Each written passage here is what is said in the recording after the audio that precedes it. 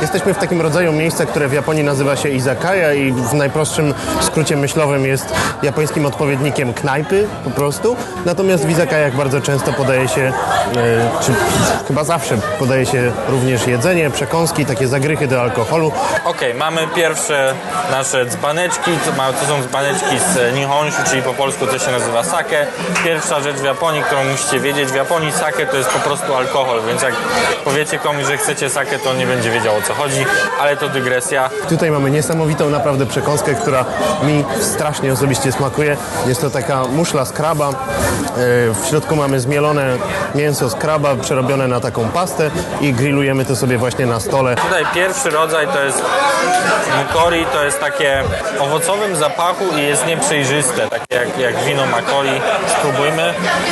Bardzo słodkie i bardzo delikatne, więc jak tutaj nam nasza koleżanka powiedziała, to jest dość popularne wśród dziewczyn z tego właśnie powodu. Nie wygląda to najbardziej estetycznie, ale jemy to po prostu wydłubując sobie jakiś kawałek. Kolejne dwa dzbaneczki, które tutaj mamy, to są jakby obie takie są mocne. Pachnie od razu intensywniej. Jest mocniejsza rzeczywiście, ale przy tym bardzo dobra. Co zresztą wyróżnia praktycznie wszystkie sake w Japonii, że ja na przykład w Polsce sake nie lubiłem. Spróbujmy tej trzeciej. Była dla mnie jakaś taka zbyt jak tanie wino, powiedzmy. A w Japonii bardzo zasmakowałem. Ta również wyśmienita, bardzo podobna rzeczywiście do tej drugiej. Płatki nori, bardzo dobre. Krewetki suszone oraz coś, co się nazywa eihire. To jest suszona płetwa, jakieś płaszczki czy coś takiego. Też całkiem niezłe w smaku. Zamówiliśmy sobie teraz trochę żyjątek kolejnych z morza do jedzenia. Mamy krewetkę taką dużą, ładną, która nam się tutaj przypieka i to zamierzamy zjeść. Oraz mamy tak zwane tsuboyaki, czyli w dosłownym tłumaczeniu pieczoną, smażoną muszlę. Tam jest po prostu jakieś żyjątko w środku, oczywiście ono już nie żyje. To jest bardziej moja domena, jak chodzi o ekstremalne odmiany jedzenia. Chwytamy sobie to takimi szczypcami i musimy w następnej kolejności to ze środka po prostu wydłubać. Okej. Wygląda niesamowicie wręcz apetycznie. Muszę przyznać, że to nawet dla mnie jest hardkorowe. Boże, tego to ja nawet jakby nie będę udawał.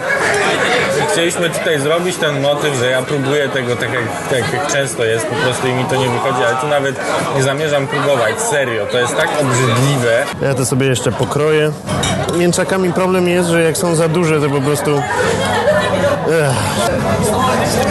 Ciekawe, gorzkawe w smaku. Ta część jest najgorsza, bo ona jest bardzo twarda, jest taka chrupka. Nie, ale spoko, jak pierwszy raz to jadłem, to prawie zwymiotowałem, jak to próbowałem zjeść, bo nie byłem gotowy na konsystencję. Tymczasem górna część tego ślimoka jest po prostu pełna chrząstek i chrupiąca w ustach, tak jakbyś gryzł chrząstkę kurczaka. Kiedy jesteś na to gotowy, to okej. Jak możesz nie jeść głowy krewetki?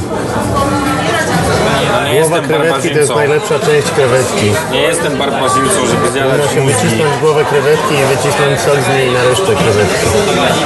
Przed nami dwa kolejne rodzaje japońskiego alkoholu. Tutaj mam coś, co nazywa się umeshu.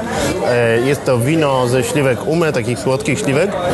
Jest właśnie bardzo słodkie. To nawet w Polsce jest do kupienia, chociaż oczywiście to, co mamy w Polsce do kupienia, to jest tak jak sake, które jest w Polsce do kupienia, rozlewane w Niemczech zwykle, więc jakby nie opierałbym swojego sądu o to, co w Polsce można dostać. No i w Polsce to zwykle się ume po prostu nazywa, chociaż jest to jakieś tam językowe uproszczenie.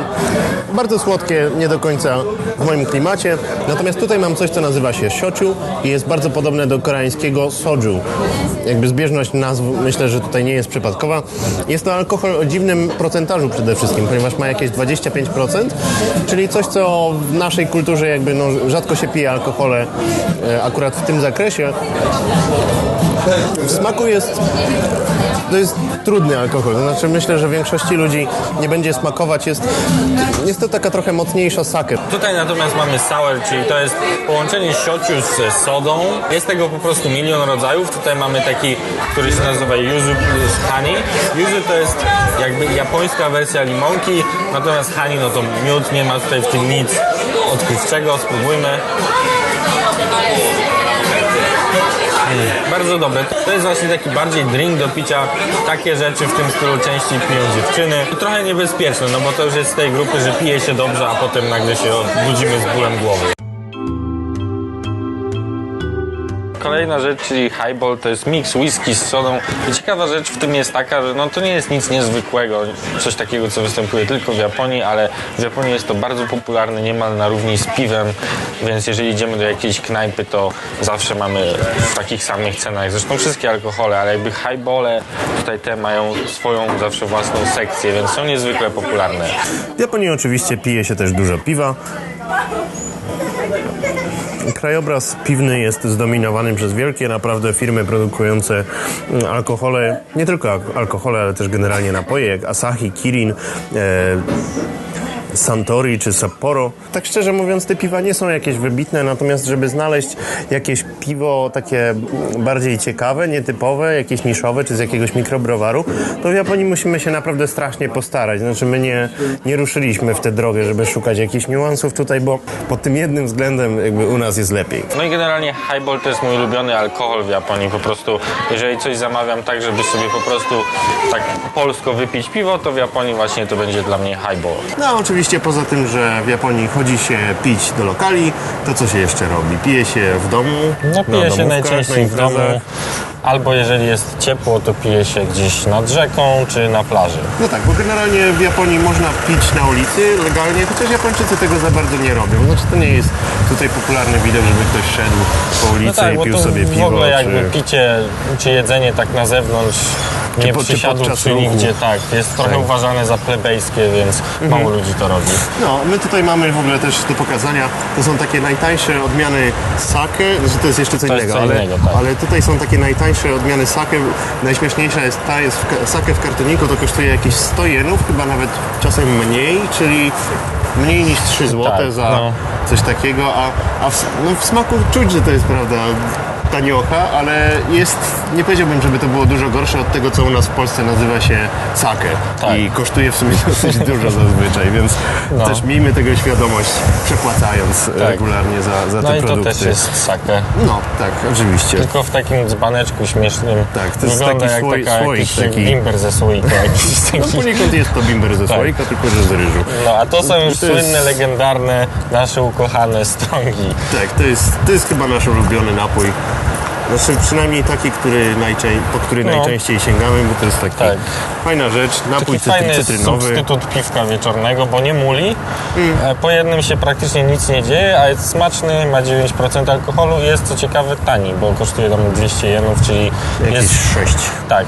A prawdziwe kawałkiem. piwo w Japonii kosztuje 300 jenów. Za 200 jenów kupimy tylko jakieś takie podróby, więc w sumie jest tańsze niż piwo, lepsze, a No i też jest wiele smaków, bo tak, poza to jest wiele cytrynowym smaków, bo to jest jest, jeszcze tam tak, jest cytrynowy, cholerę jest tego. znaczy limonka, one się wszystkie chyba wokół cytrusowych albo takich słodkich landrynkowych wracają, no ale polecamy wam to w każdym No razie, dobrze, jeżeli więc będziecie. w sumie przelecieliśmy po kulturze alkoholu w Japonii w różnych odmianach, w knajpie, nie w knajpie, więc dziękujemy wam za uwagę. Teraz już wiecie jak i co pić Tak, w Japonii. no. No to chodźcie napić.